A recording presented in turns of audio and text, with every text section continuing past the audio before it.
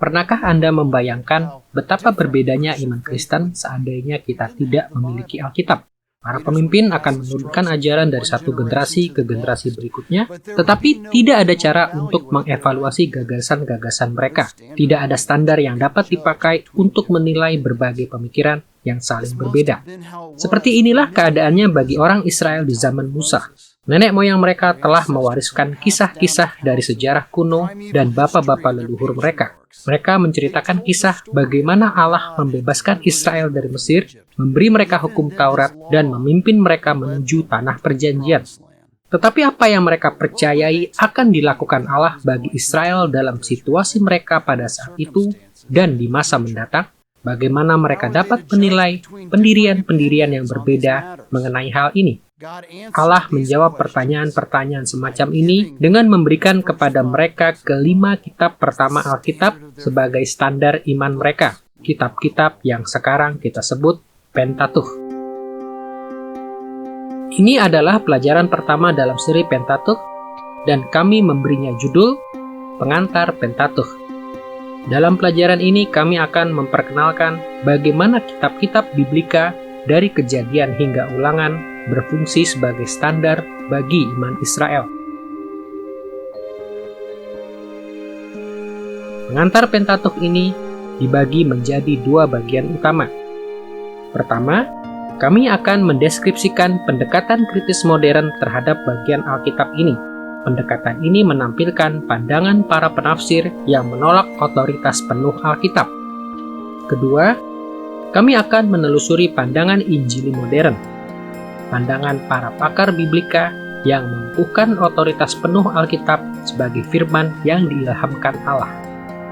Marilah kita melihat lebih dahulu pendekatan kritis modern terhadap Pentateuch. Sekalipun pelajaran kita akan mengambil arah yang berbeda, penting agar kita menyadari bahwa sebagian besar pakar Biblika modern menolak inspirasi ilahi dan otoritas Pentateuch. Mereka juga menolak pandangan tradisional Yahudi dan Kristen bahwa Pentateuch berasal dari zaman Musa, pemberi hukum Israel yang terpandang. Begitu banyak komentator, guru, pendeta, dan bahkan kaum awam yang mendukung pandangan mereka, sehingga murid-murid Alkitab yang serius pun sulit menghindarinya. Karena itu, sangat penting agar kita memiliki sedikit pemahaman bagaimana para cendekiawan kritis memandang bagian Alkitab ini. Dalam kurun waktu 150 hingga 200 tahun terakhir, para cendekiawan kritis mencurahkan banyak perhatian untuk mempelajari Pentateuch. Dan meskipun kami kalangan Injili mungkin tidak sependapat dengan sebagian besar dari pendekatan-pendekatan itu, kita perlu mengetahui di mana posisi pakar-pakar Perjanjian Lama tersebut, supaya kita dapat memberikan tanggapan yang benar atas pendirian mereka. Kita tidak dapat melakukan penelitian Alkitab seolah-olah dalam ruang hampa, tanpa mengetahui apa yang sedang terjadi di sekeliling kita. Kita memaparkan pendekatan kita sambil memperhatikan semua hal yang dikatakan di tempat-tempat lain. Untuk memahami pendekatan kritis modern atas Pentateuch, kita akan melihat 3 hal berikut. Pertama, beberapa asumsi atau pra-anggapan penting yang mempengaruhi pandangan kritis. Kedua, perspektif kritis tentang penulis Pentateuch. Dan ketiga, sejumlah strategi interpretasi penting yang diterapkan oleh para cendekiawan kritis.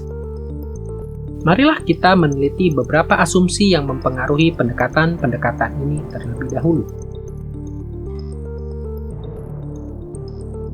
Sebagian besar pandangan kritis modern atas bagian Alkitab ini berasal dari arus intelektual zaman pencerahan di Eropa Barat pada abad ke-17 dan ke-18.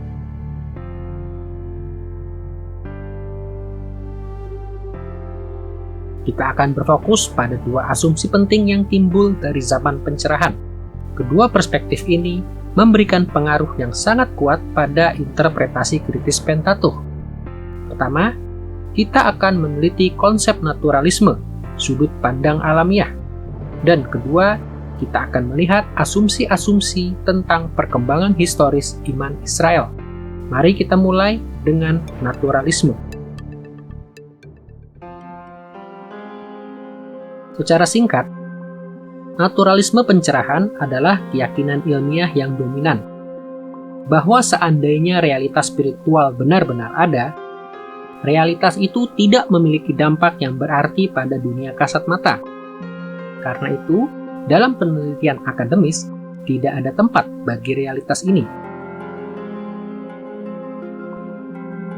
Hingga pertengahan abad ke-19, naturalisme mendominasi semua bidang akademis di dunia barat, termasuk studi tentang iman Kristen.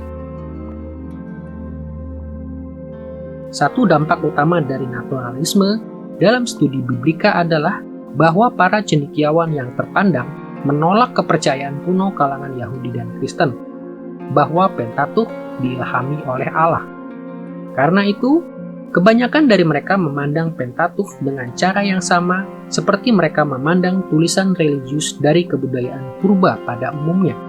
Mereka berpendapat bahwa di dalam Pentateuch terdapat berbagai macam kesalahan, kontradiksi, dan bahkan kekeliruan yang disengaja dalam menyajikan sejarah dan teologi palsu, sama seperti semua tulisan manusia yang lain.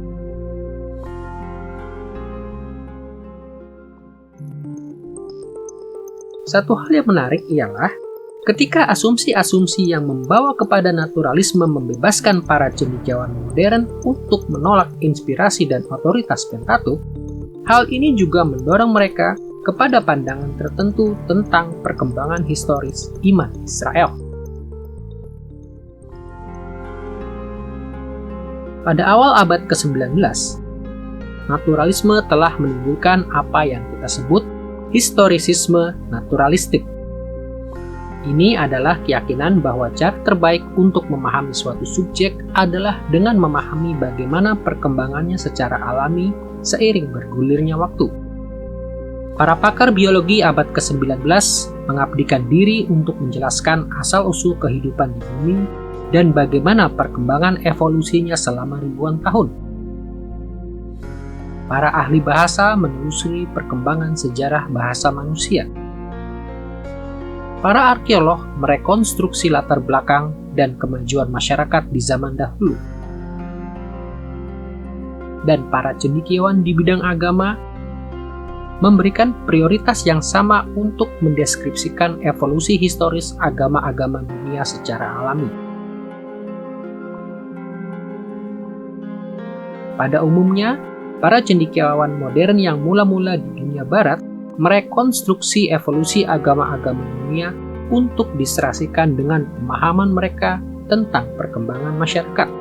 Sebagai contoh, lazimnya orang berasumsi bahwa orang-orang zaman dahulu pada awalnya membentuk masyarakat yang terdiri dari suku-suku primitif yang mempraktekkan animisme, yaitu kepercayaan bahwa benda-benda yang terdapat di alam mempunyai roh-roh yang berkaitan dengannya. Seiring bergulirnya waktu, masyarakat suku-suku primitif ini membentuk unit-unit organisasi politis yang lebih besar yang mempraktekkan politeisme, kepercayaan kepada banyak Allah atau dewa. Ketika berbagai unit politis ini membentuk konfederasi yang lebih besar lagi, agama mulai bergeser dari politeisme kepada henoteisme, kepercayaan bahwa ada satu Allah yang terbesar di antara semua Allah. Akhirnya, dengan berkembangnya kerajaan-kerajaan dan kekaisaran-kekaisaran besar, raja-raja yang berkuasa dan imam-imam seringkali mendorong rakyat mereka dari henoteisme kepada monoteisme, kepercayaan pada satu Allah. Dan dalam pandangan historis naturalistik ini, ketika tahap perkembangan agama sudah sangat maju, barulah norma-norma agama mulai ditata secara sistematis atau dituliskan. Sebelum era ini, agama diwariskan dari generasi ke generasi hanya melalui tradisi lisan dan ritual.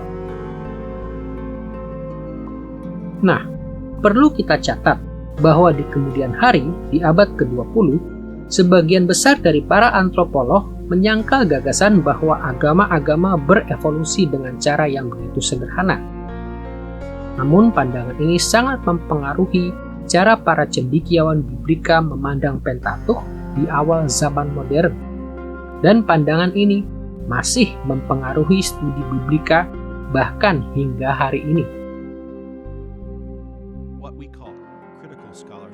Yang kita namakan studi akademis kritis seringkali berasumsi bahwa Perjanjian Lama mencerminkan perkembangan kepercayaan dari bentuk agama primitif yang tidak kompleks menjadi bentuk agama yang lebih kompleks, lebih modern, dan lebih baik dari bentuk semula. Ada beberapa hal yang dapat kita katakan tentang hal itu. Salah satunya, ditinjau dari segi positif, kita dapat mengatakan bahwa ada kemajuan dalam cara Allah menyatakan dirinya. Alkitab menunjukkan hal ini yang kita sebut pertumbuhan organik, di mana doktrin dan tema-tema gagasan tentang Allah tumbuh dari benih menjadi bentuk lengkap, dan bahkan berita Alkitab sendiri juga progresif. Jadi ada semacam kemajuan setahap demi setahap di dalam Alkitab dan di dalam Pentatukh. Ada pergerakan mulai dari awal pernyataan Allah hingga mekar sepenuhnya. Seperti jika Anda membayangkan serangkaian foto yang diambil pada setiap tahap saat seuntung bunga sedang mekar. Namun dari segi negatif, para cendekiawan kritis pada umumnya meyakini bahwa pandangan evolusi atau perkembangan sejarah manusia yang mengasumsikan kemajuan yang tidak terelakkan. Nah, kita hanya perlu memandang dunia di sekeliling kita untuk melihat bahwa kemajuan yang tidak terelakkan adalah mitos belaka. Benar, kita berkembang dan maju. Tetapi ketika kita maju, kita juga merosot.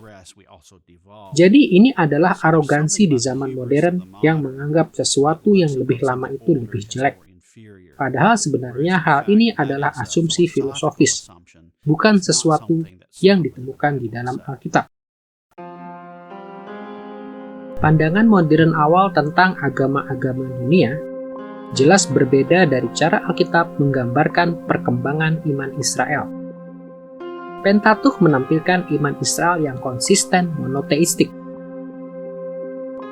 Mulai dari Adam dan Hawa, Nuh, bapak-bapak leluhur, hingga para pemimpin suku-suku Israel, kaum beriman menyembah satu-satunya Allah yang sejati sebagai pencipta segala sesuatu. Dan sejauh kita ketahui dari Kejadian, pada tahap awal ini, iman sejati yang monoteistik ini diwariskan melalui tradisi lisan dan ritual dari satu generasi ke generasi berikutnya. Kemudian, menurut Pentatukh, terjadilah suatu transisi yang menentukan di zaman Musa. Pada saat itu, norma-norma iman Israel mulai ditata secara sistematis. Musa mempersiapkan Israel untuk eksistensi sebagai bangsa. Pertama, dengan menuliskan hukum Allah dalam kitab Perjanjian dan 10 perintah Allah. Dan seperti akan kita lihat nanti, dengan menyusun Pentatukh selanjutnya untuk memandu iman Israel. Jadi menurut Alkitab, agama Israel berorientasi pada tulisan-tulisan sakral sejak zaman Musa, jauh sebelum Israel memiliki raja dan bait suci. Meskipun kisah Alkitab yang terkenal ini cukup gamblang, kritik modern menganggap penentuan waktu ini tidak mungkin benar karena asumsi-asumsi historisisme naturalistik.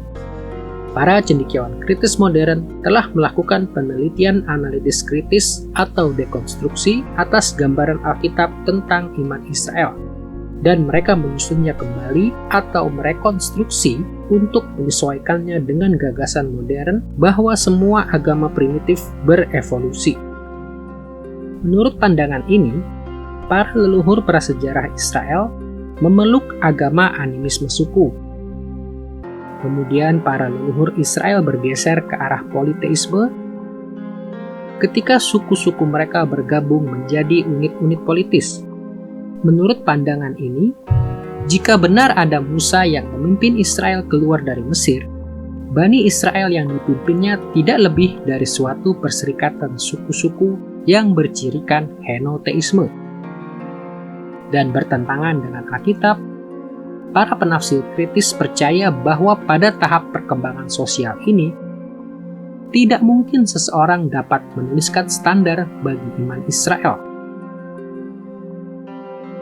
Standar tertulis seperti itu hanya bisa muncul pada awal era kerajaan Israel ketika raja-raja dan imam-imam Israel berusaha menertibkan ibadah Israel.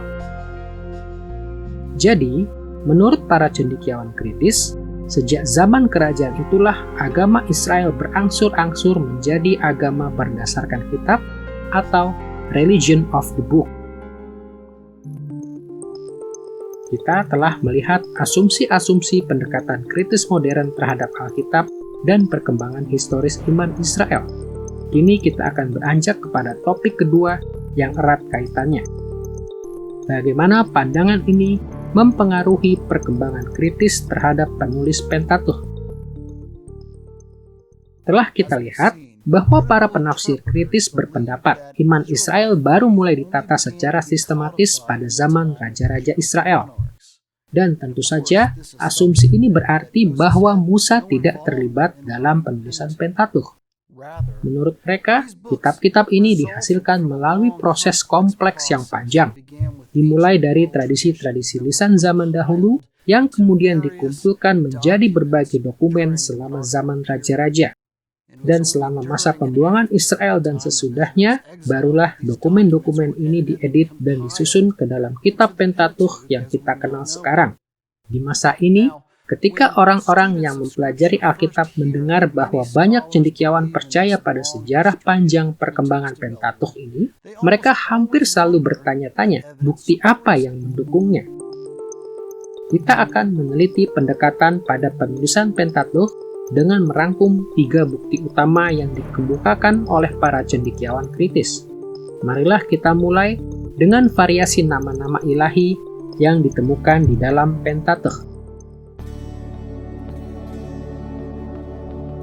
Para penafsir kritis awal mengamati bahwa Pentatukh memakai beragam nama untuk Allah, dan mereka berpendapat bahwa variasi nama itu merupakan bukti dari evolusi panjang iman Israel.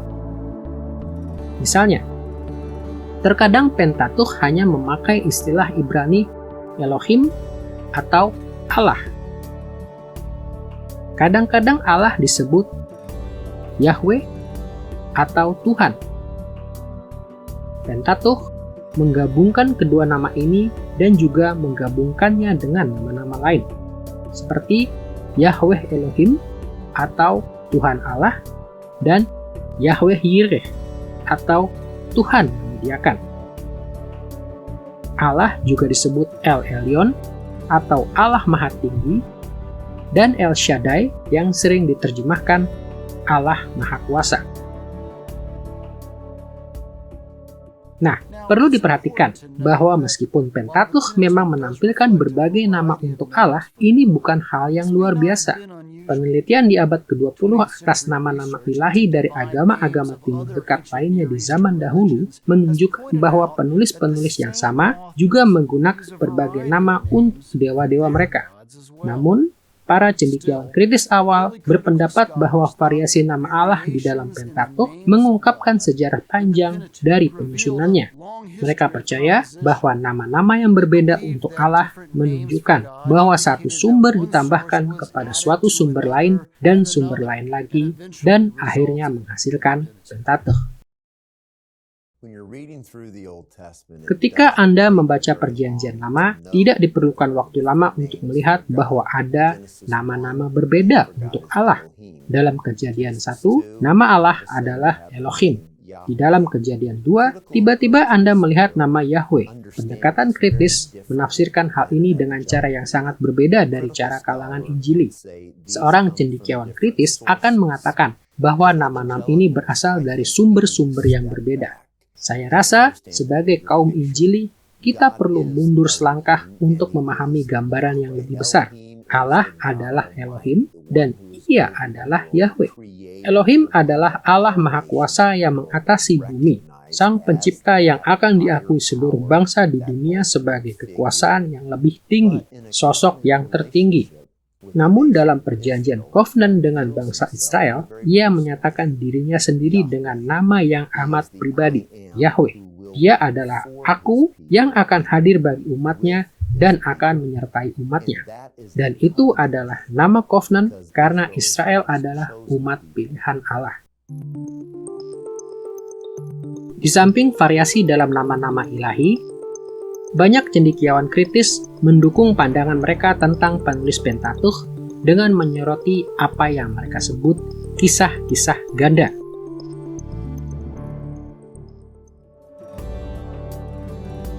Tidak sulit untuk melihat bahwa beberapa perikop dalam Pentateuch mirip satu dengan yang lain. Tetapi para penafsir kritis berpendapat bahwa perikop-perikop ini mencerminkan tradisi lisan yang berbeda dalam kelompok-kelompok masyarakat yang berbeda dan proses penulisan yang berbeda di dalam Pentateuch. Sebagai contoh, para penafsir sering menunjuk pada apa yang mereka sebut dua kisah penciptaan dalam Kejadian pasal 1 ayat 1 dan pasal 2 ayat 3, serta Kejadian pasal 2 ayat 4 sampai 25.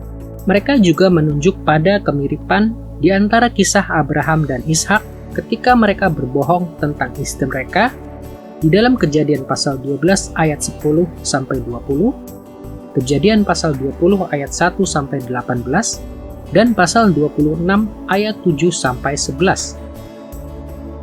Penerjemah-penerjemah tradisional Yahudi maupun Kristen menjelaskan kemiripan ini dengan cara yang masuk akal.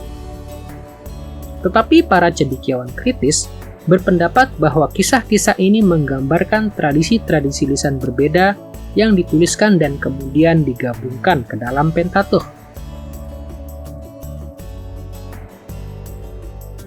Yang ketiga, para cendekiawan kritis menunjuk pada hal-hal yang mereka anggap tidak konsisten di dalam Pentateuch.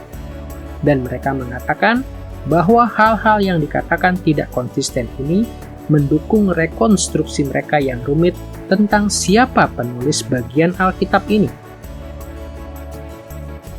Sebagai contoh, mereka sering mengamati perbedaan dalam peraturan-peraturan perayaan Paskah dalam Keluaran pasal 12 ayat 1 sampai 20 dan Ulangan pasal 16 ayat 1 sampai 8. Dan mereka menunjukkan variasi di antara 10 perintah Allah dalam Keluaran pasal 20 ayat 1 sampai 17 dan dalam Ulangan pasal 5 ayat 6 sampai 21. Sekali lagi, para penafsir tradisional Yahudi maupun Kristen telah menunjukkan bagaimana perbedaan-perbedaan ini dan perbedaan-perbedaan lain dapat dijelaskan. Tetapi, para penerjemah kritis melihat bahwa hal-hal itu mencerminkan sejarah tradisi lisan yang panjang dan kompleks, dan sumber-sumber tertulis yang dirajut bersama ke dalam Pentateuch yang kita miliki sekarang. Ketika Anda membaca Alkitab, khususnya Pentateuch, Anda dihadapkan pada sejumlah besar pola literatur yang berbeda.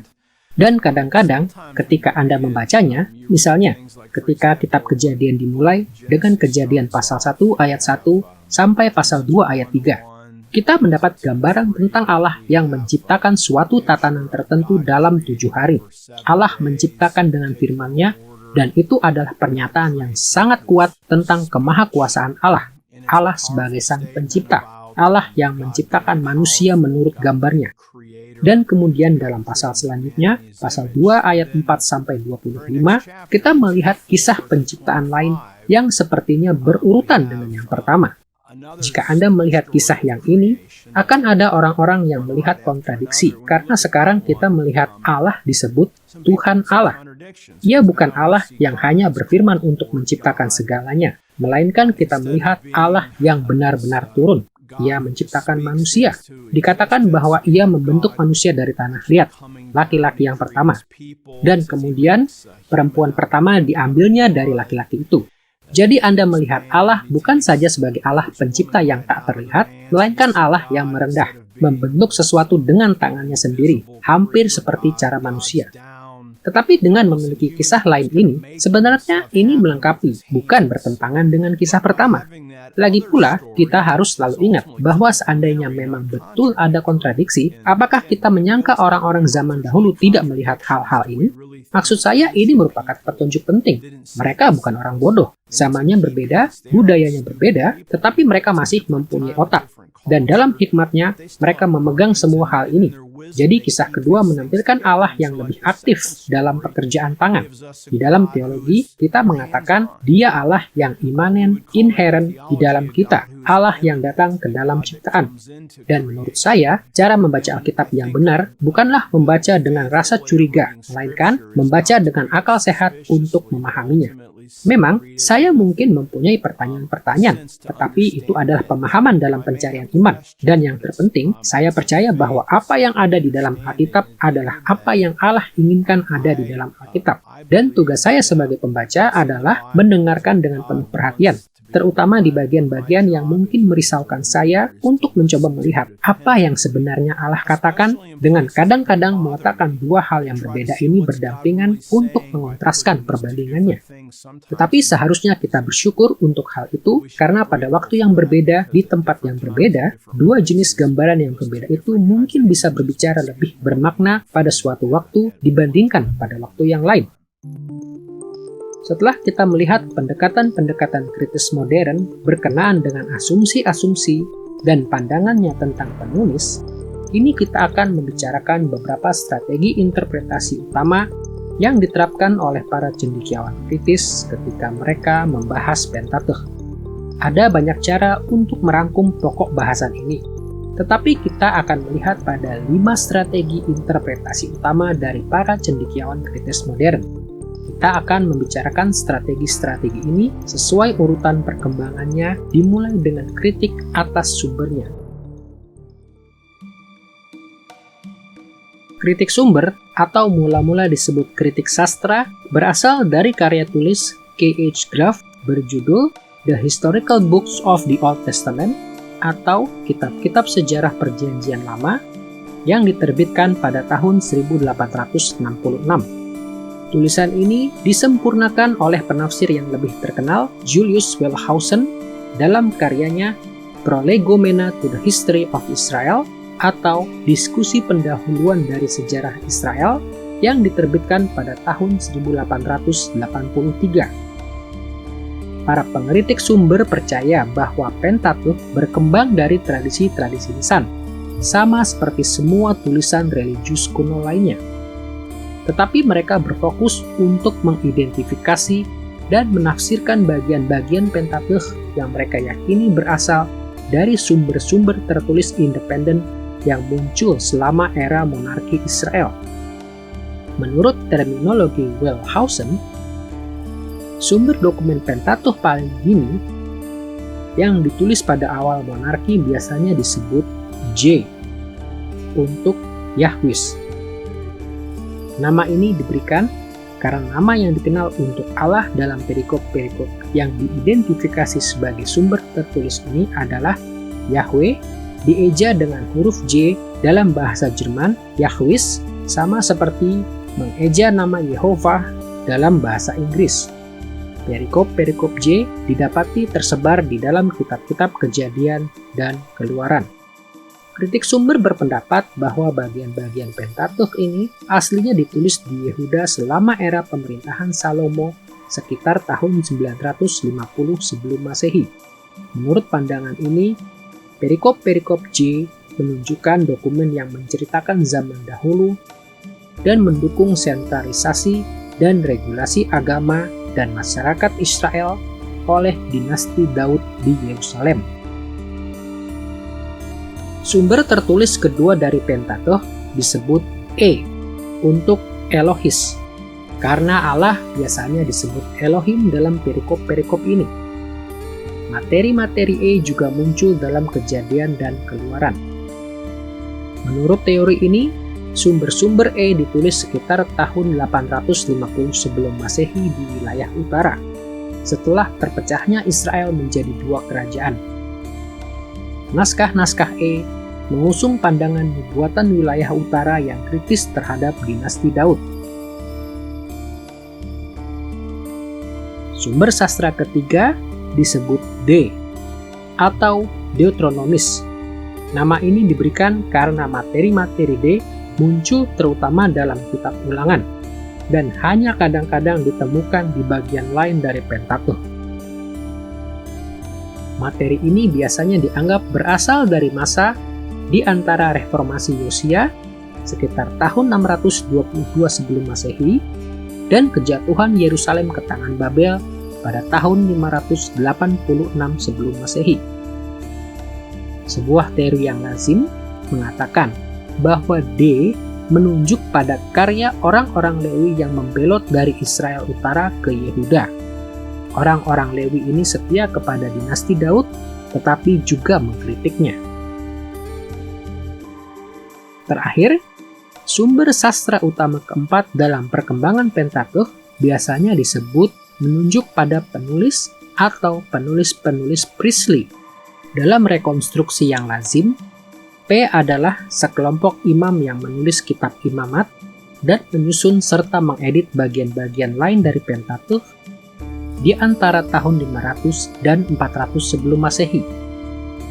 Menurut rekonstruksi ini, P menyusun Pentateuch untuk mengatur tata cara sosial dan ibadah setelah sebagian orang Israel kembali dari pembuangan. Nah, dalam abad ke-20, para cendekiawan telah membantah hampir semua aspek dari kritik sumber. Namun sisa-sisa pandangan ini masih muncul dalam hampir setiap ulasan kritis terhadap Pentateuch.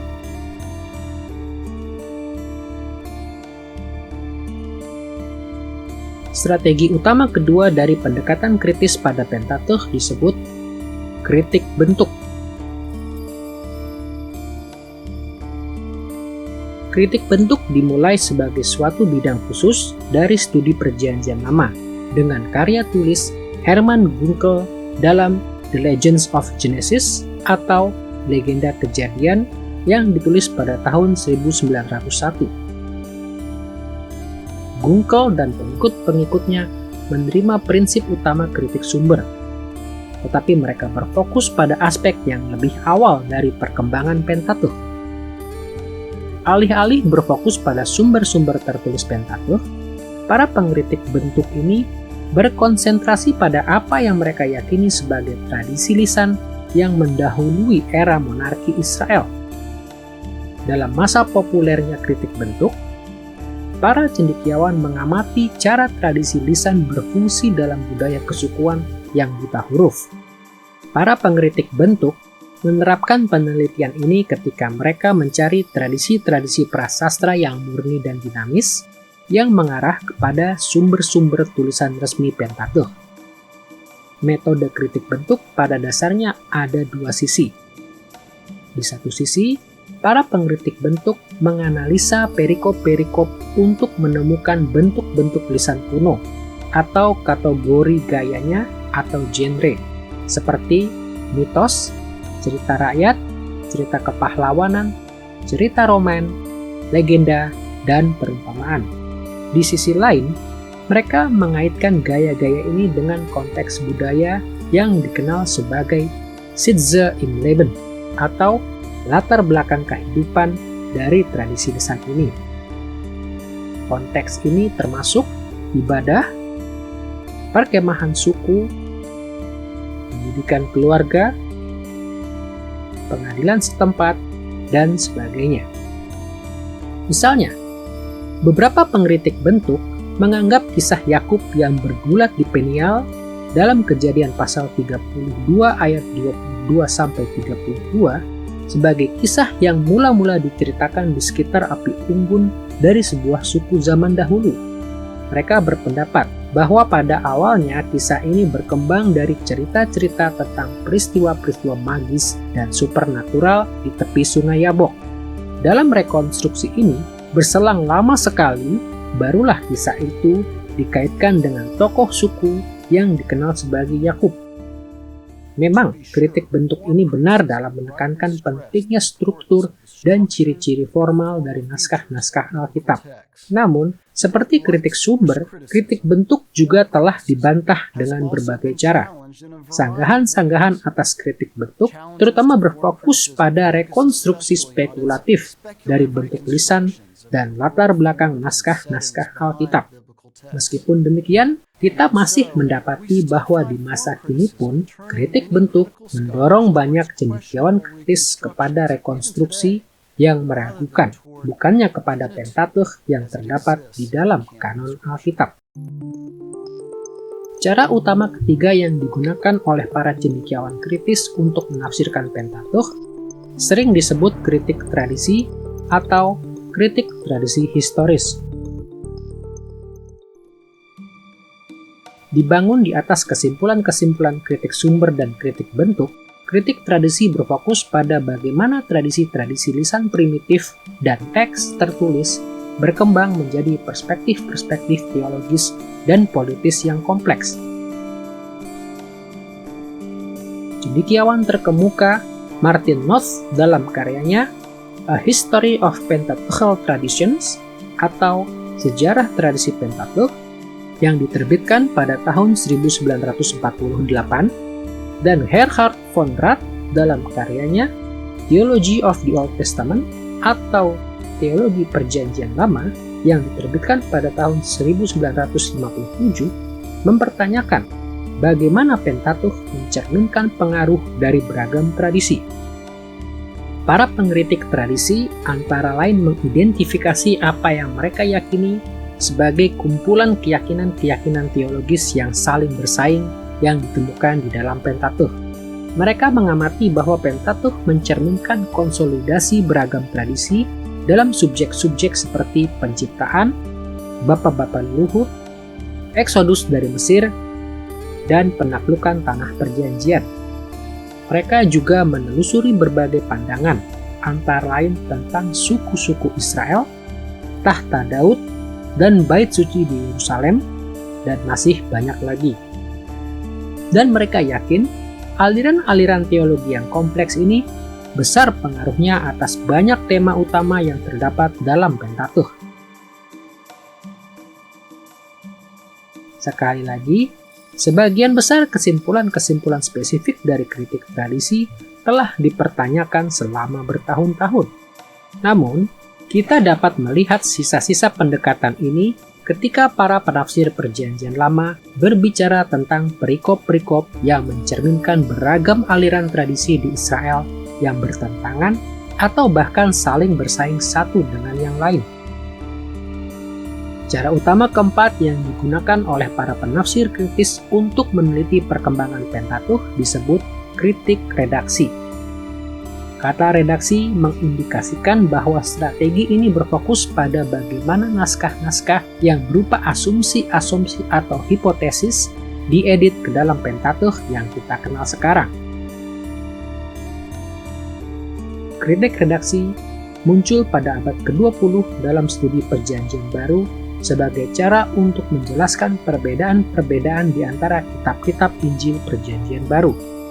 Para pengkritik redaksi percaya bahwa perbedaan-perbedaan ini diakibatkan oleh penyuntingan dan penyusunan ulang dari catatan-catatan yang telah ditulis sebelumnya. Teknik-teknik serupa diterapkan pada Pentateuch. Mereka berupaya menjelaskan bagaimana para editor yang berbeda-beda mengambil sumber-sumber tertulis yang lama seperti J, E, dan D, serta merajutnya bersama hingga Pentateuch mencapai bentuk akhirnya. Pendekatan ini terutama berfokus pada karya editorial yang belakangan, yaitu P. Kritik redaksi mempunyai kelebihan yaitu menarik perhatian orang kepada kitab-kitab Kejadian hingga Ulangan sebagaimana adanya dalam Alkitab hari ini. Tetapi kritik redaksi tidak pernah benar-benar terlepas dari kesimpulan-kesimpulan kritik sumber, kritik bentuk, dan kritik tradisi. Pada titik ini, kita perlu menyebutkan beberapa kecenderungan yang menjadi ciri kritik kontemporer atau pendekatan kritis di zaman sekarang yang berpengaruh pada Pentateuch. Dalam beberapa dekade terakhir, banyak penafsir kritis terkemuka berusaha mencari lebih jauh dari rekonstruksi kritis sejarah yang lebih lama. Namun, mereka malah berfokus pada kesatuan dan kedalaman teologis yang luar biasa dari naskah Ibrani tradisional kitab Pentateuch ini. Pendekatan-pendekatan ini mengambil bentuk yang berbeda-beda: kritik retorika, kritik kanonika, kritik sastra baru. Kita sebutkan beberapa saja. Tetapi, semuanya sama-sama berfokus pada penafsiran Pentateuch sebagaimana telah diturunkan kepada kita melalui sinagog dan gereja. Pembahasan atas Pentateuch dalam bentuk finalnya lebih menjanjikan daripada pendekatan kritis yang lebih lama. Namun, hanya waktu yang akan memberitahu buah apa yang akan dihasilkan oleh pendekatan yang lebih kontemporer ini. Sejauh ini dalam pengantar Pentateuch, kita telah berfokus pada pendekatan kritis modern pada bagian Alkitab ini. Sekarang, kita akan beranjak kepada topik utama kedua dalam pelajaran ini, pandangan Injili modern atas Pentateuch. Bagaimana pendekatan kaum Injili hari ini pada kelima kitab pertama Alkitab? Anda tentu ingat bahwa untuk tujuan kita di sini, kita telah mendefinisikan kaum Injili sebagai mereka yang berpegang pada otoritas penuh Alkitab. Memang, kaum Injili tidak selalu menerapkan keyakinan ini dengan cara yang persis sama. Tetapi seperti akan kita lihat nanti, komitmen pada otoritas Alkitab ini tetap mendorong kaum Injili untuk membahas Pentateuch dengan cara yang sangat berbeda dari para cendekiawan kritis modern. Kita akan merangkum pandangan Injili modern tentang Pentateuch mengikuti arus diskusi kita sebelumnya. Pertama, kita akan melihat beberapa asumsi penting yang dapat memandu kita. Kedua, kita akan meneliti pandangan Injili tentang penulis Pentateuch. Dan ketiga, kita akan meneliti beberapa strategi interpretasi Injili yang utama. Marilah kita melihat lebih dahulu beberapa asumsi Injili yang penting. Kita akan membatasi pembahasan ini pada dua asumsi yang mengontraskan pandangan kritis dan pandangan Injili. Pertama, kita akan meneliti kepercayaan kita dalam supernaturalisme, dan kedua, kita akan melihat asumsi-asumsi kita tentang perkembangan historis iman Israel. Marilah kita melihat lebih dahulu kepercayaan kita pada supernaturalisme. Supernatural adalah semacam bahasa modern kita untuk membedakannya dari natural. Karena jika kita percaya kepada Allah, tentu saja kita percaya Allah bekerja melalui semua hal. Tetapi, sejak filsuf skeptis Skotlandia David Hume membuat perbedaan semacam itu dan berkata, kita tidak ada alasan untuk percaya pada kegiatan supernatural, maka hal itu menjadi masalah. Dan itulah salah satu alasan utama banyak orang memperdebatkan keabsahan Alkitab, karena mereka berkata, Alkitab itu penuh dengan mujizat, dan kita tahu bahwa mujizat itu tidak terjadi. Nah, bagaimana kita tahu mujizat tidak terjadi? Ya, karena David Hume membuktikan hal itu. Jika Anda menelitinya kembali, argumentasi itu sama sekali tidak benar. Salah satu titik kunci argumentasinya adalah bahwa kita tidak mempunyai saksi-saksi mata. Saksi-saksi mata yang dapat dipercaya, yang mengklaim adanya mujizat. Pastinya bukan di masa kini ketika kita dapat mengujinya. Namun, di zaman Hume sekalipun, ada saksi-saksi mata terpercaya yang mengatakan bahwa Allah masih melakukan perkara-perkara ajaib. Dan hari ini kita melihat begitu banyak perkara ajaib. Dan jika mujizat masih terjadi hari ini, tentu kita lebih yakin lagi bahwa mujizat telah terjadi pada titik-titik waktu yang penting dalam sejarah keselamatan ketika Allah bekerja. Alkitab mengajarkan bahwa cara Allah mengendalikan sejarah pada umumnya mengikuti pola-pola yang dapat dikenali. Nalar dan ilmu pengetahuan adalah karunia-karunia Allah yang membantu kita untuk mengenali pola-pola ini. Dan karena itulah, kaum Injili menghargai dengan sepatutnya penelitian secara rasional dan ilmiah atas Pentateuch. Tetapi di saat yang sama, para pengikut Yesus juga tahu bahwa Allah sejak dahulu terlibat dan terus melibatkan dirinya secara supernatural di dalam dunia. Allah bertindak dalam cara-cara yang tidak lazim, cara yang melampaui, dan bahkan bertentangan dengan proses-proses biasa dan sebab-sebab alami. Keyakinan ini mempengaruhi studi kita tentang Pentateuch dalam banyak hal. Tetapi khususnya, hal ini meyakinkan kita bahwa Allah mengilhami dan mengawasi penulisan Alkitab ini. Jadi, Alkitab adalah firman Allah yang dapat dipercaya dan memiliki otoritas sepenuhnya. Tentu saja kita harus selalu berhati-hati agar jangan merancukan penafsiran-penafsiran kita dengan apa yang dikatakan Pentateuch sebenarnya. Penafsiran-penafsiran kita selalu terbuka untuk perbaikan. Tetapi dari sudut pandang Injili, apapun yang menurut Pentateuch benar adalah benar, karena ini diilhami oleh Allah.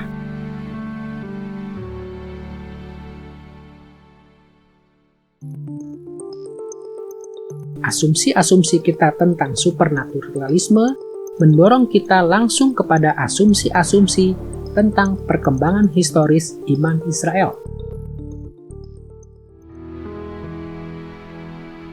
Telah kita lihat bahwa para cendekiawan kritis modern berpendapat bahwa iman Israel berkembang secara alami mengikuti alur yang sama seperti semua agama lain di wilayah Timur Dekat pada zaman dahulu. Namun kaum Injili berpendapat bahwa iman Israel berkembang melalui pernyataan-pernyataan ilahi khusus. Allah benar-benar menyatakan dirinya secara langsung kepada manusia, laki-laki maupun perempuan, dimulai dari Adam dan kemudian Nuh. Dan ia juga berbicara kepada bapa-bapa leluhur Israel, Abraham, Ishak, dan Yakub. Dia berbicara kepada Musa dari semak duri yang menyala. Ia mengungkapkan hukum Tauratnya kepada Israel di Gunung Sinai. Pernyataan-pernyataan seperti ini membuat iman Israel berkembang secara berbeda dari agama-agama lain di Timur Dekat zaman dahulu. Memang, anugerah umum Allah dan pengaruh iblis membawa kemiripan di antara iman Israel dan agama-agama bangsa-bangsa lain. Namun, iman Israel tidak hanya berkembang secara alami. Allah secara supernatural memimpin perkembangan iman awal Israel seperti diajarkan dalam Pentateuch.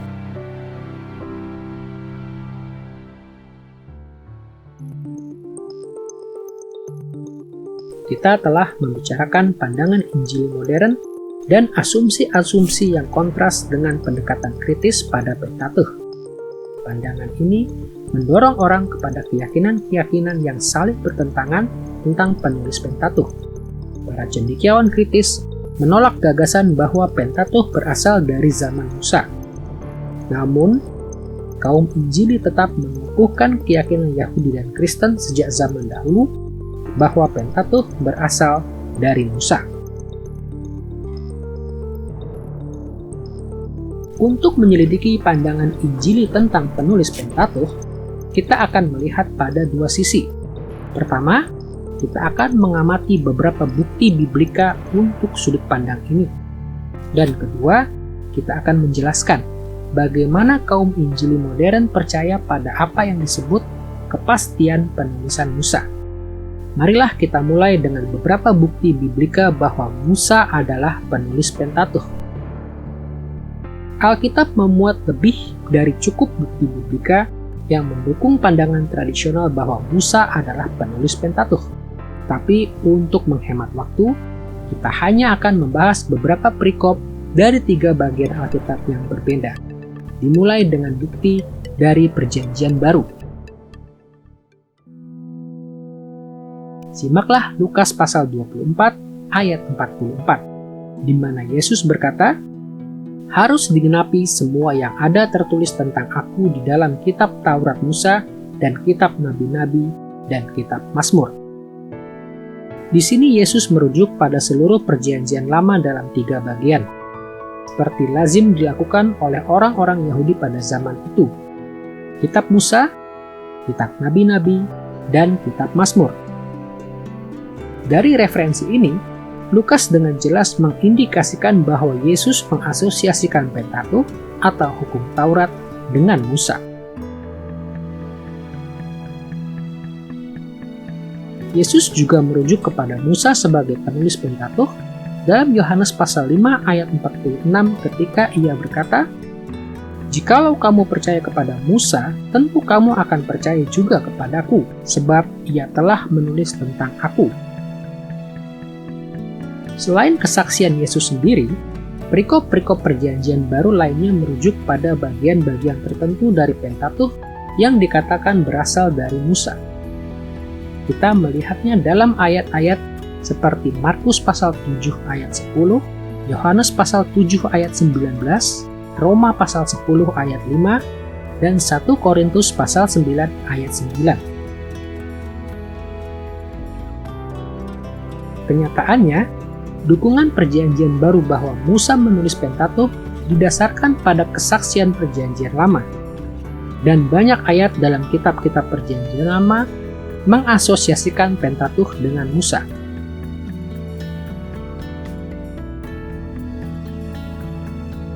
Contohnya, simaklah 2 Tawarikh pasal 25 ayat 4 berikut.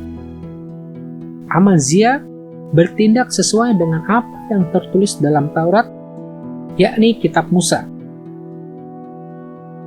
Perikop-perikop perjanjian lama yang serupa juga mengasosiasikan Musa dengan Pentateuch, termasuk ayat-ayat seperti 2 Tawarikh pasal 35 ayat 12, Ezra pasal 3 ayat 2 dan pasal 6 ayat 18, dan Nehemia pasal 8 ayat 2 dan pasal 13 ayat 1.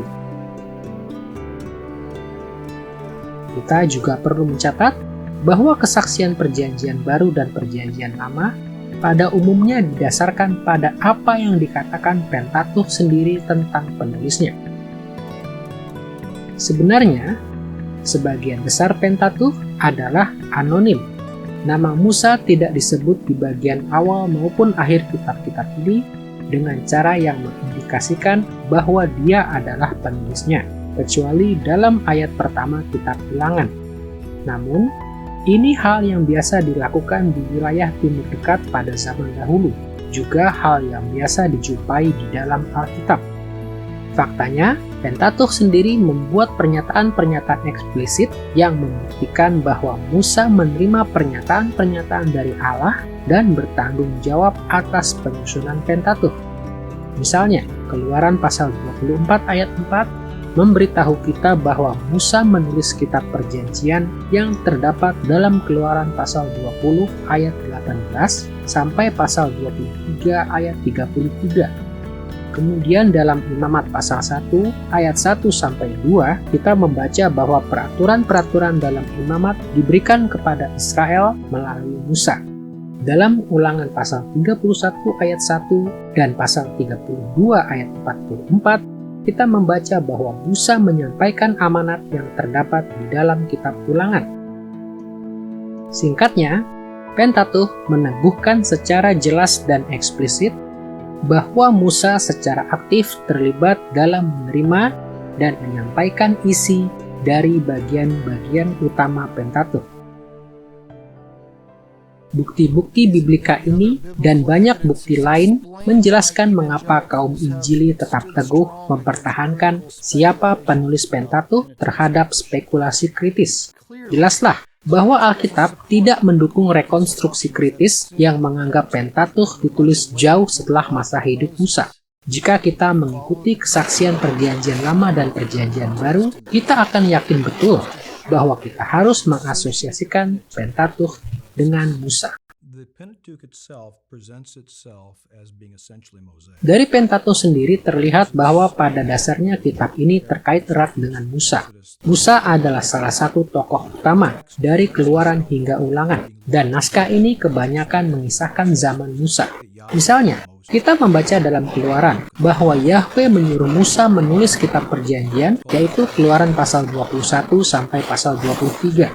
Kita diberitahu dalam kitab Imamat bahwa kita mempunyai kumpulan pesan dan hukum yang disampaikan oleh Musa. Musa adalah tokoh utama dalam kitab Bilangan. Kitab Ulangan memuat kumpulan pesan yang Musa sampaikan, dan beberapa kali kita membaca dalam kitab ini bahwa Musa menulis bagian ini dan menyerahkannya kepada para imam. Ini tidak harus berarti bahwa Musa menulis keseluruhan kitab Ulangan, Tetapi, kitab ulangan itu sendiri memberitahu kita bahwa bagian-bagian penting kitab itu, bagian terbesarnya, ditulis oleh Musa dan kemudian diserahkan kepada para imam. Jadi, untuk kitab ulangan, entahlah dia penulis terakhir atau narator terakhir ataupun tidak, sedikitnya 90% dari kitab itu ditulis oleh Musa sendiri. Setelah kita melihat bahwa gagasan dasar tentang Musa sebagai penulis didukung oleh bukti biblika, kini kita akan beranjak pada pembahasan kedua. Apakah yang dimaksud oleh kaum Injili modern tentang kepastian penulisan Musa? Ketika kaum Injili menanggapi pandangan kritis atas Pentateuch, mereka memperbaiki respon mereka dalam berbagai cara. Namun, pada pertengahan abad ke-20, berbicara tentang kepastian penulisan Musa dari Pentateuch menjadi suatu hal yang lazim. Dengarkanlah cara Edward J. Young merangkum pandangannya ini dalam tulisannya Introduction to the Old Testament atau Pengantar Perjanjian Lama yang diterbitkan pada tahun 1949 berikut. Ketika kita menegaskan bahwa Musa menulis Pentateuch, kita bukan bermaksud mengatakan bahwa dia sendirilah yang menuliskan setiap kata. Dia mungkin saja memetik beberapa bagian dari dokumen tertulis yang sudah ada sebelumnya. Selain itu, dengan tuntunan ilham ilahi, mungkin ada beberapa tambahan kecil dan bahkan beberapa revisi di kemudian hari. Namun pada dasarnya, bagian terbesar kitab itu adalah karya tulis Musa.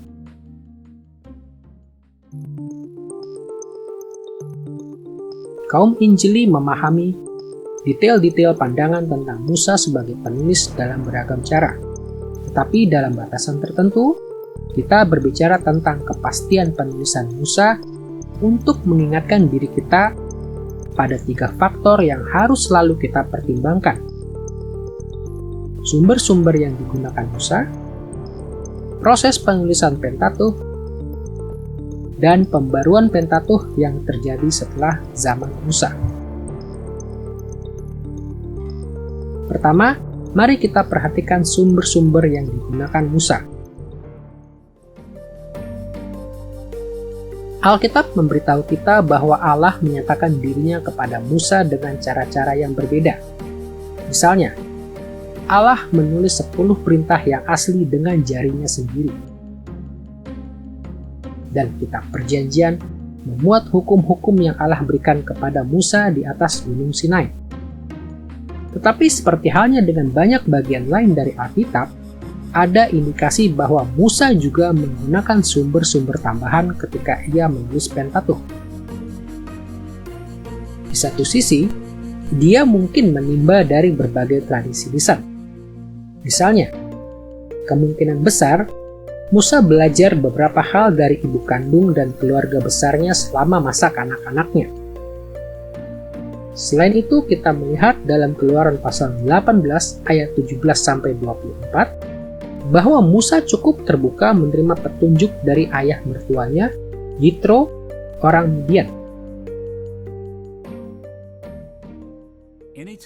Setiap kali kita berbicara tentang tradisi lisan di balik bagian-bagian Pentateuch, termasuk sejarah purba atau bagian lain, ini sepertinya agak samar-samar, karena jelas tidak ada bukti konkret untuk hal itu. Itulah artinya ketika Anda menyebutnya lisan, berarti tidak ada yang dituliskan.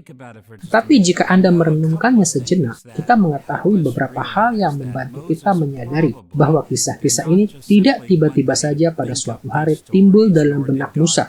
Juga Allah tidak begitu saja menceritakan kisah-kisah ini kepadanya pada suatu hari tanpa latar belakang lisan apapun. Salah satu buktinya adalah fakta bahwa kebudayaan primitif hingga hari ini pun sangat bergantung pada cerita-cerita, pada pengulangan cerita-cerita rakyat mereka zaman dahulu dari generasi ke generasi. Dan ini sering disejajarkan dengan zaman Alkitab ketika orang melakukan hal serupa. Dan bukti paling konkret yang kita miliki dalam Pentateuch secara keseluruhan adalah bahwa kisah-kisah yang terdapat di dalam Keluaran dan Bilangan seringkali diulang dalam kitab Ulangan. Dan dalam kitab Ulangan, kita diberi konteks di mana Musa menyampaikan pesan-pesan atau khotbah-khotbah yang mengandung unsur-unsur yang juga kita temukan di dalam kitab Keluaran dan Bilangan. Ada hal yang menarik di sini, pesan-pesan itu serupa namun tidak persis sama.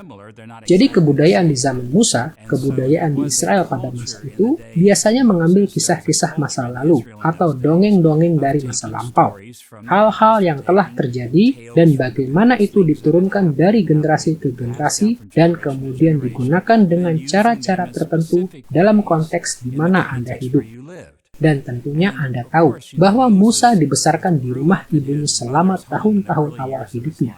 Dan karena itu ia pasti telah mendengar kisah-kisah itu dan mengetahui tentang leluhurnya. Mengetahui identitasnya sebagai seorang Ibrani, mengetahui identitasnya sebagai keturunan Abraham. Dan tentu saja, ketika Musa berinteraksi dengan para tua-tua Israel, bahkan sekembalinya setelah tinggal bersama Yitro, lebih banyak lagi kisah-kisah khas yang berkaitan dengan nenek moyangnya yang didengarnya. Jadi, ada alasan kuat untuk berpikir bahwa Musa memang bergantung pada tradisi lisan atau kisah-kisah yang diceritakan dari generasi ke generasi ketika ia menulis berbagai bagian dari Pentateuch. Pengaruh tradisi lisan menjelaskan suatu aspek yang menarik tentang panggilan Musa di semak duri yang terbakar. Simaklah apa yang terjadi dalam Keluaran pasal 3 ayat 13 dan 16 berikut. Musa berkata kepada Allah, "Tapi apabila aku mendapatkan orang Israel dan berkata kepada mereka, Allah nenek moyangmu telah mengutus aku kepadamu, dan mereka bertanya kepadaku, bagaimana tentang namanya? Apakah yang harus kujawab kepada mereka?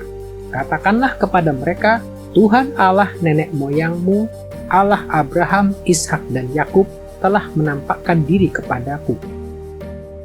Perhatikanlah bahwa Allah hanya memberitahu Musa untuk menyebutnya Tuhan atau Yahweh, Allah Abraham, Ishak, dan Yakub. Seseorang pasti telah mengajar Musa tentang nama ilahi Yahweh dan tradisi bapa-bapa leluhurnya. Jika tidak, pernyataan Allah pasti akan menimbulkan sangat banyak pertanyaan di benak Musa. Namun kita lihat di sini, Musa telah dipersiapkan dengan baik untuk menerima petunjuk Allah, sehingga ia tidak pernah mempertanyakan hal itu. Kita lebih yakin lagi bahwa sumber-sumber Musa juga mencakup naskah-naskah independen ketika dia menyusun Pentateuch. Jika kita mengamati perikop-perikop seperti Keluaran pasal 24 ayat 7. Ayat ini mengindikasikan bahwa Musa menulis kitab perjanjian sebagai naskah lepas yang kemudian ia masukkan ke dalam kitab Keluaran. Dan di dalam Bilangan pasal 21 ayat 14-15, Musa mengutip referensi geografis dari sebuah buku yang dikenal sebagai Kitab Peperangan Tuhan atau The Book of the Wars of the Lord. Selain itu, dalam Kejadian pasal 5 ayat 1, kita membaca apa yang mungkin merupakan referensi eksplisit pada sebuah sumber sastra eksternal yang disebut Kitab Keturunan Adam atau The Books of the Generations of Adam.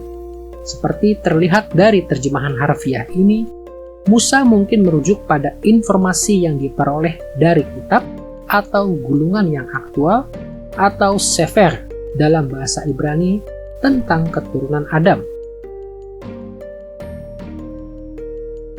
Selanjutnya, Keluaran pasal 17 ayat 14 mengacu pada sebuah catatan pertempuran. Dalam ayat ini, Allah memerintahkan Musa, "Tuliskanlah semuanya ini dalam sebuah kitab sebagai tanda peringatan dan ingatkanlah ke telinga Yosua." Perintah Allah kepada Musa mengindikasikan bahwa Musa sendiri mencatat setidaknya beberapa peristiwa sebelum ia menulis Pentateuch secara keseluruhan. Ketika Anda mengamati Pentateuch, terlihat khususnya dalam hal kitab Kejadian, bahwa Musa memang memasukkan naskah-naskah yang sangat kuno. Kita tahu bahwa Musa sesungguhnya mengenal 4 bahasa. Musa mahir bahasa Mesir. Dia juga fasih berbahasa Ibrani karena dia dibesarkan dalam keluarga Ibrani. Ibunya adalah pengasuhnya sendiri. Kita juga tahu bahwa dia pasti mengenal bahasa yang lazim pada masa itu, bahasa dagang internasional dan bahasa diplomatik yang disebut bahasa Akkadia. Dan dia juga pasti fasih berbahasa Aram, karena bahasa Aram adalah bahasa sehari-hari yang dipakai orang Israel pada masa awal mereka. Abraham, Ishak, Yakub, dan seterusnya. Jadi Musa adalah orang yang sangat-sangat terpelajar dan berpendidikan tinggi. Dan dari caranya menyusun kitab Kejadian, dia seolah-olah memberitahu kita bahwa dia menggunakan naskah-naskah tertentu, karena 10 kali dia mengatakan kepada kita, inilah keturunan, atau inilah riwayat si Anu. Dan rupanya, ini adalah kisah-kisah yang dia miliki, yang disimpannya baik-baik, yang mungkin diterjemahkannya dari beberapa bahasa asli. Sebagian mungkin dari bahasa Aram, atau sebelum itu bahasa Kanaan, ke dalam bahasa Ibrani yang dia tulis untuk pembaca mula-mula kitab Kejadian. Tidak harus demikian halnya dengan kitab-kitab lain setelah Kejadian. Ketika Anda sampai di kitab Imamat dan Bilangan, dan seterusnya, dan tentunya Keluaran dan Bilangan, begitu Anda membaca 4 kitab terakhir Pentateuch, kitab-kitab itu ditulis Musa di tempat saat kejadiannya. Dia ada di sana. Dia yang melakukannya. Dan yang lebih penting, Allah melakukannya karena sebagian besar dari kitab-kitab itu adalah firman Allah melalui nabinya. Selain mengakui sumber-sumber lisan dan sastra Pentateuch, ketika kaum Injili mengatakan bahwa Musa penulisnya, mereka juga mengakui bahwa Pentateuch sebenarnya ditulis melalui proses yang kompleks.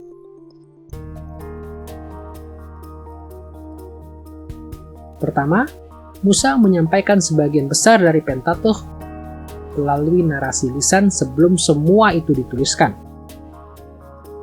Pesan-pesannya dalam Keluaran dan Ulangan memberi kita contoh-contoh eksplisit tentang hal ini. Dan kemungkinan besar, bagian-bagian lain dari Pentateuch juga disampaikan kepada Israel secara lisan pada awalnya dan baru kemudian dituliskan. Juga besar kemungkinannya Musa mempekerjakan amanuensis atau sekretaris atau juru tulis untuk menulis Pentateuch. Kita tahu bahwa Musa dididik di lingkungan istana Mesir, jadi dia tentunya terbiasa dengan praktek yang lazim dilakukan, yaitu memakai juru tulis dan sekretaris untuk menuliskan dokumen-dokumen resmi. Sebagai pemimpin Israel, Musa mungkin menugaskan para juru tulis untuk menuliskan sebagian besar atau bahkan seluruh Pentateuch di bawah pengawasannya. Dari Alkitab, terlihat jelas bahwa penulis-penulis lain yang diilhami juga mempekerjakan sekretaris. Sebagai contoh, dalam Yeremia pasal 36 ayat 4, Nabi Yeremia secara eksplisit menyuruh muridnya Baruch menuliskan kata-katanya. Kita dapat melihat bukti dari praktek ini, terutama dalam gaya sastra Pentateuch yang tidak merata. Misalnya gaya naratif yang terlihat di berbagai bagian kitab Kejadian sangat berbeda satu dengan lainnya. Dan kita melihat perbedaan-perbedaan yang mencolok di antara bentuk baku dan pengulangan bahasa Ibrani dalam kitab Ulangan dan semua kitab Pentateuch lainnya. Kemungkinan besar, variasi seperti ini mencerminkan karya para juru tulis yang berbeda.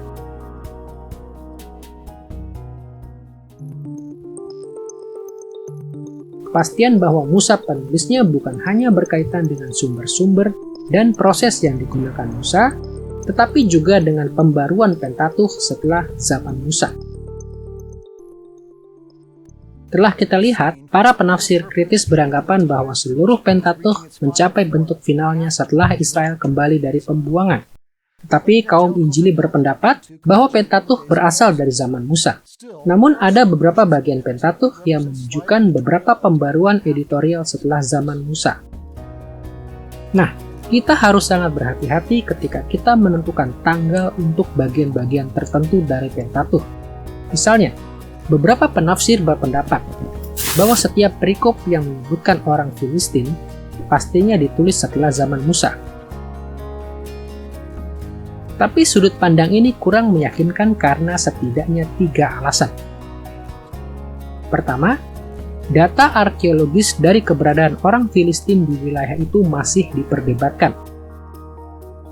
Kedua, Musa mungkin memakai istilah orang Filistin yang berarti musafir sebagai sebutan sosiologis. Dan ketiga, seandainya istilah orang Filistin memang belum dikenal di zaman Musa, selalu ada kemungkinan bahwa pemakaian kata orang Filistin mengindikasikan adanya sedikit pembaruan untuk memudahkan para pembaca setelah zaman Musa. Dengan cara serupa, para penafsir berpendapat bahwa daftar para penguasa Edom dalam Kejadian pasal 36 ayat 31-43 mencakup masa yang jauh melampaui masa hidup Musa. Tetapi identifikasi para penguasa Edom yang tercantum dalam Kejadian tidaklah pasti. Dan mungkin juga setelah zaman Musa, daftar yang terdapat dalam perikop ini telah diperpanjang sedikit. Suatu contoh yang jelas tentang pembaruan kecil dalam Pentateuch terlihat dalam Kejadian pasal 14 ayat 14, di mana kita membaca, ketika Abram mendengar bahwa anak saudaranya tertawan, maka dikerahkannya lah orang-orangnya yang terlatih, yakni mereka yang lahir di rumahnya, 318 orang banyaknya, lalu mengejar musuh sampai ke Dan. Perikop ini mengatakan bahwa Abraham mengejar musuh-musuhnya sampai ke Dan.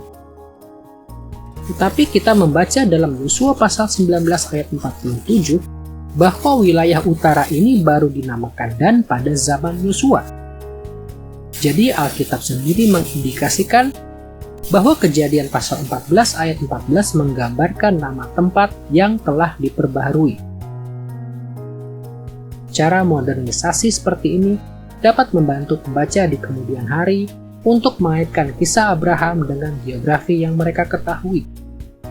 Dan mungkin saja sejumlah perikop lain dalam Pentateuch juga telah diperbaharui dengan cara yang sama. Mungkin pembaruan terpenting yang paling dikenal dalam Pentateuch adalah catatan kematian Musa dalam Ulangan pasal 34. Tetapi di sini pun kita hanya menemukan tambahan kecil yang menjelaskan apa yang terjadi pada pengantar Taurat orang Israel ini. Selain pembaruan-pembaruan kecil seperti ini, bahasa Pentateuch juga diperbarui seiring dengan perkembangan bahasa Ibrani.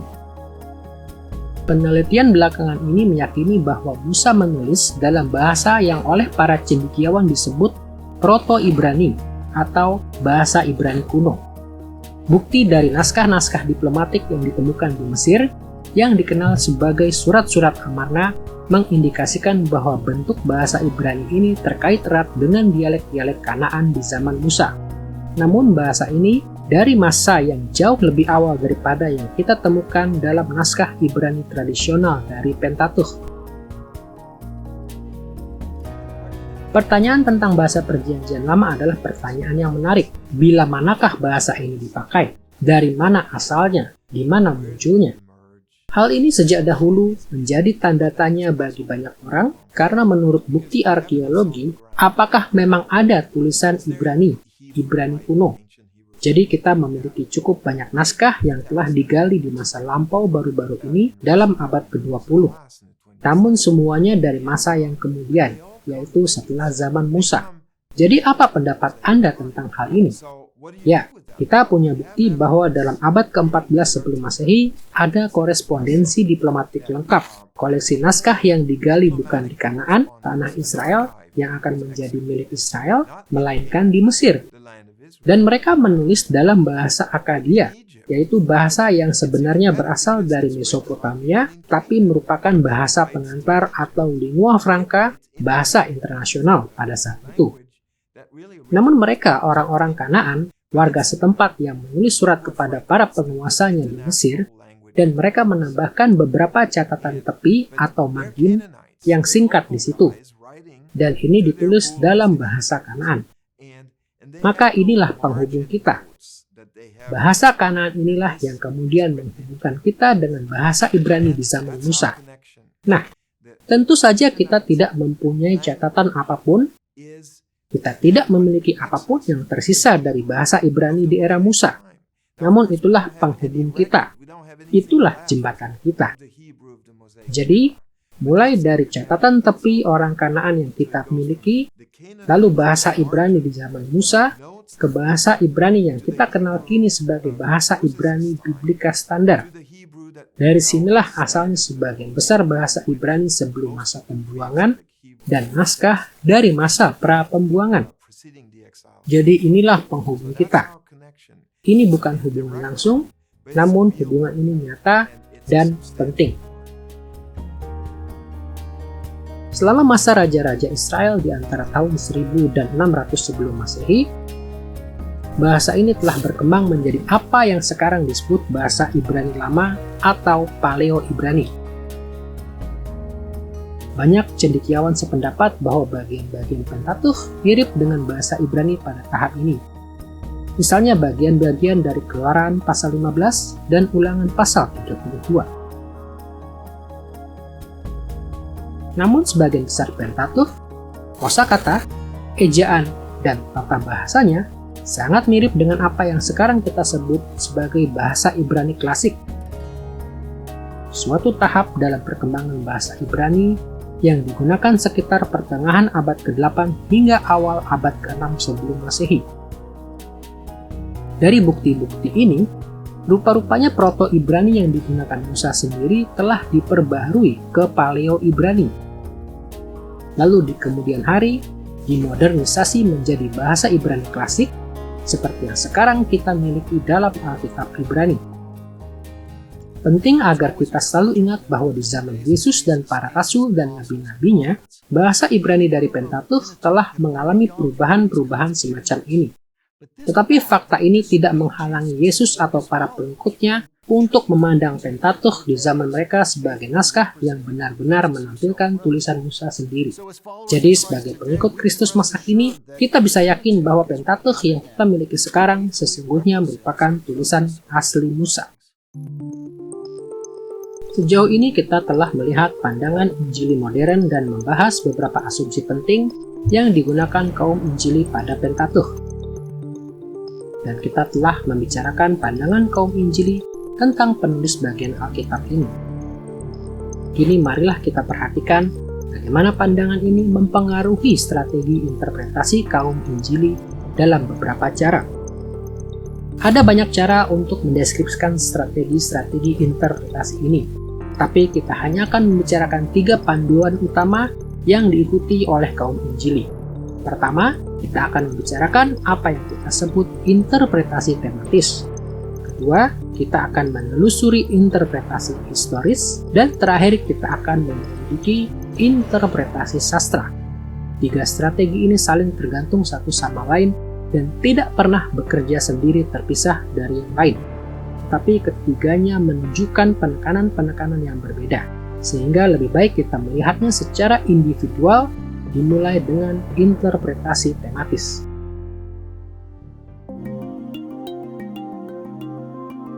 Dalam interpretasi tematis, kita memegang Pentateuch sebagai cermin untuk merefleksikan pokok-pokok yang penting bagi kita.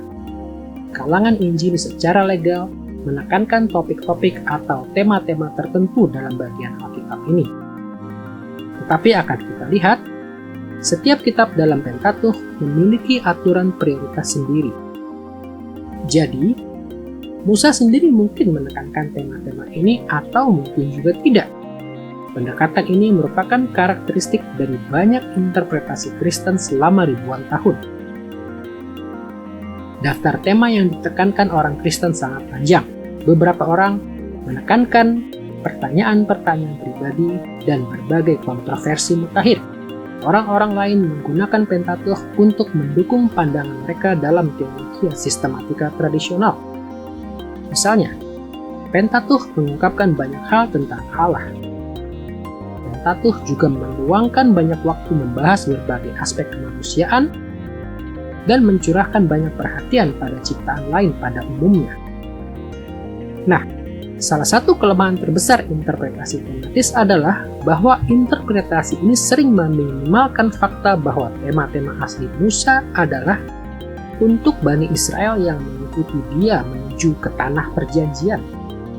Dan karena kurangnya perhatian yang diberikan pada konteks asli ini, interpretasi tematis seringkali hanya menyoroti tema-tema yang kurang penting. Namun, kita harus selalu ingat bahwa Perjanjian Baru mengesahkan pendekatan pada Pentateuch ini. Yesus dan para penulis Perjanjian Baru merujuk pada kitab-kitab Musa ketika mereka berbicara tentang tema-tema seperti pembenaran oleh iman, perceraian, iman dan perbuatan, dan sejumlah besar tema lain yang relatif kecil dalam bagian Alkitab ini.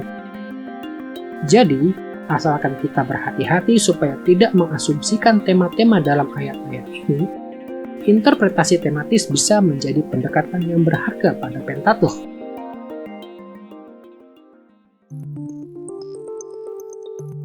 Selain strategi interpretasi berupa interpretasi tematis, kalangan Injili juga lazim melakukan penelusuran Pentateuch dengan apa yang kita sebut interpretasi historis.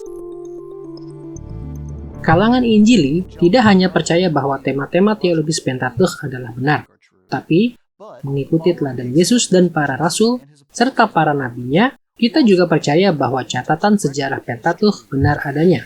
Karena alasan inilah, kaum Injili sering menafsirkan Pentateuch sebagai sarana untuk menemukan apa yang telah terjadi di masa lampau. Telah kami jelaskan bahwa strategi interpretasi tematis memandang Pentateuch sebagai cermin yang merefleksikan tema-tema yang menarik bagi kita. Namun, analisis historis memandang Pentateuch sebagai jendela sejarah. Kita seolah-olah melihat melalui kitab-kitab Musa untuk menjelajahi sejarah yang terletak di belakangnya. Kitab Kejadian menelusuri sejarah mulai dari penciptaan hingga zaman Yusuf. Alur cerita utama Keluaran dimulai dari kematian Yusuf hingga waktu Israel berkemah bersama Musa di kaki Gunung Sinai. Imamat memaparkan beberapa hukum dan ritual yang diterima Musa saat berada di Gunung Sinai. Bilangan menelusuri perjalanan generasi pertama dan kedua yang keluar dari Mesir, mulai dari Gunung Sinai hingga ke dataran Moab. Dan Ulangan memaparkan secara rinci pesan-pesan Musa kepada Israel di dataran Moab ketika mereka akan memasuki Kanaan. Dalam interpretasi historis, kalangan Injili memanfaatkan orientasi historis yang cukup jelas ini. Betapapun pentingnya interpretasi historis, pendekatan ini terhadap Pentateuch juga memiliki keterbatasan. Seperti analisis tematis, interpretasi historis relatif kurang memberikan perhatian kepada Musa dan pembaca mula-mulanya. Orientasinya malah tertuju pada apa yang telah Allah lakukan dalam berbagai periode waktu sebelum kitab-kitab Pentateuch ditulis. Apa yang Allah lakukan dengan Adam dan Hawa? Apa makna penting dari air bah di zamanmu? Bagaimana Abraham berinteraksi dengan Allah? Apa yang Allah kerjakan ketika Israel menyeberangi lautan? Ini adalah pencarian yang sah, namun meremehkan signifikansi Musa sebagai penulis dan Israel sebagai pembaca mula-mula.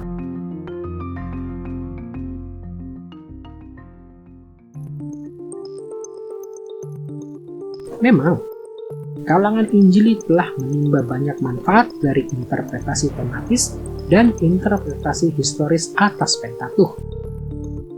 Namun dalam dekade-dekade akhir ini, muncullah orientasi ketiga yang kita sebut interpretasi sastra.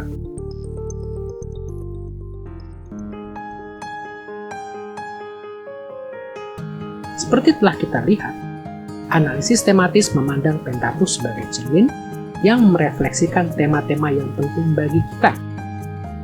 Analisis historis memandang Pentateuch sebagai jendela bagi peristiwa-peristiwa historis sebelum penulisan Pentateuch. Sebaliknya, analisis sastra memandang Pentateuch sebagai potret, sebuah karya seni sastra yang dirancang untuk mempengaruhi pembaca mula-mula dengan cara-cara tertentu. Intinya, interpretasi sastra bertanya, bagaimana Musa hendak mempengaruhi pembaca mula-mula Israel ketika dia menulis Pentateuch? Dapat dikatakan, Musa mempunyai banyak tujuan, tetapi ada baiknya jika tujuan-tujuan ini kita deskripsikan secara umum. Jadi, kita akan mendeskripsikan sasaran Musa dengan cara ini. Sebagai pemimpin Israel yang dipakai Allah, Musa menulis Pentateuch untuk mempersiapkan Israel untuk beribadah dengan setia kepada Allah dalam penaklukan dan pendudukan tanah perjanjian. Alih-alih membahas berbagai macam tema secara abstrak atau membahas berbagai peristiwa hanya karena kepentingan historisnya, setiap tema dan catatan sejarah dalam Pentateuch dirancang untuk mencapai tujuan ini dengan salah satu cara. Interpretasi sastra mengakui bahwa Musa berada di antara dua periode waktu ketika dia menyusun Pentateuch. Di satu sisi, Musa menulis tentang apa yang kita sebut dunia itu, peristiwa-peristiwa yang telah terjadi di masa lampau. Peristiwa-peristiwa dalam kitab Kejadian terjadi jauh sebelum zaman Musa. Keluaran dan Imamat berfokus pada peristiwa-peristiwa sewaktu generasi pertama keluar dari Mesir. Bilangan dan Ulangan mencakup peristiwa-peristiwa di masa generasi pertama hingga masa generasi kedua. Ketika Musa menulis setiap kitab dari Pentateuch, ia mengacu kepada berbagai periode dari masa lampau ini. Namun di sisi lain, Musa juga menulis untuk dunia mereka, untuk zaman pembacanya yang mula-mula. Musa menimba dari masa lampau, dari dunia itu, untuk mengajar para pendengarnya bagaimana mereka harus berpikir, bertindak, dan merasakan dalam pelayanan bagi Allah dalam dunia mereka. Untuk mencapai sasaran ini, Musa menulis tentang dunia itu dalam cara yang akan menghubungkannya dengan dunia mereka. Musa menghubungkan masa lampau dengan pembacanya yang mula-mula dalam 3 cara utama. Dia menceritakan kepada mereka kisah-kisah masa lampau yang meneguhkan latar belakang atau asal-usul pengalaman-pengalaman para pendengarnya di masa itu. Dia juga memberi mereka contoh-contoh untuk ditiru dan ditolak. Dan dia menyusun kisah-kisahnya sebagai pertanda atau indikasi dari dunia pendengarnya. Kadang-kadang Musa menampilkan keterkaitan yang eksplisit. Misalnya dalam Kejadian pasal 15 ayat 12-16, Musa memberitahu pendengarnya tentang latar belakang janji Allah untuk membawa mereka keluar dari Mesir. Janji ini digenapi di zaman mereka.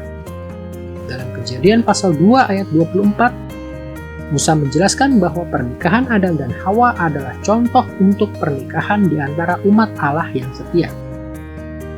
Dan dalam Kejadian pasal 25 ayat 23, Musa mencatat bahwa pergulatan antara Yakub dan Esau dalam rahim ibu mereka adalah pertanda pertikaian di antara pembaca Israel yang mula-mula dan orang-orang Edom di zaman mereka.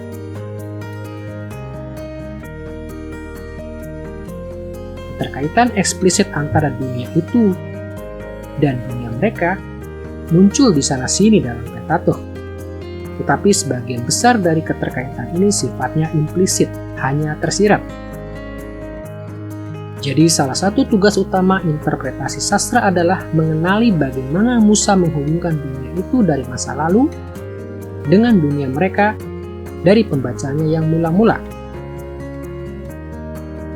Selama ribuan tahun, interpretasi Pentateuch menekankan strategi tematis dan historis jauh melebihi analisis sastra. Jadi dalam pelajaran tentang kitab-kitab Musa ini, kita akan mencurahkan sebagian besar waktu kita untuk interpretasi sastra. Kita akan mengungkap bagaimana Musa menyusun isi dari setiap kitabnya untuk menyajikan latar belakang, contoh-contoh, dan gambaran masa depan dari pengalaman para pendengarnya. Kita akan menyelidiki apa yang Musa tekankan dari para pembaca mula-mula, bagaimana dia menghubungkan isi kitab-kitabnya dengan kehidupan mereka, dan bagaimana dia membimbing umat Israel menuju pelayanan yang setia kepada Allah di zaman mereka. Dalam pengantar Pentatukh ini, kita telah meneliti beberapa ciri penting dari pendekatan kritis modern pada bagian Alkitab ini. Kita telah membicarakan bagaimana asumsi-asumsi para penafsir kritis mengarah pada pandangan-pandangan tertentu tentang penulis Pentatukh dan jenis-jenis interpretasi tertentu. Kita juga telah melihat pandangan Injili modern dan melihat bagaimana asumsi-asumsi kaum Injili modern membawa mereka kepada pandangan yang sangat berbeda tentang penulis dan interpretasi. Jika kita melanjutkan penelusuran Pentatukh, kita akan melihat pemikiran-pemikiran dalam pengantar ini muncul berulang kali. Dan ketika ini terjadi, kita akan mendapati diri kita lebih siap untuk membahas bagian mendasar dari Alkitab ini. Dalam penelusuran selanjutnya, kita akan memikirkan pertanyaan-pertanyaan seperti mengapa Musa menulis setiap kitab Pentatukh? Apa tujuan awal dari kitab-kitab ini? Apa implikasi Pentatukh bagi pembaca Musa yang mula-mula? Dengan menjawab pertanyaan-pertanyaan seperti ini, kita akan menemukan orientasi penting kepada makna semula Musa. Dan kita bukan saja akan melihat bagaimana 5 kitab pertama Alkitab menjadi standar awal bagi umat Israel di zaman Musa, tetapi kita juga akan mendapati bahwa kitab-kitab ini harus menjadi standar iman kita yang mengikut Kristus di masa kini.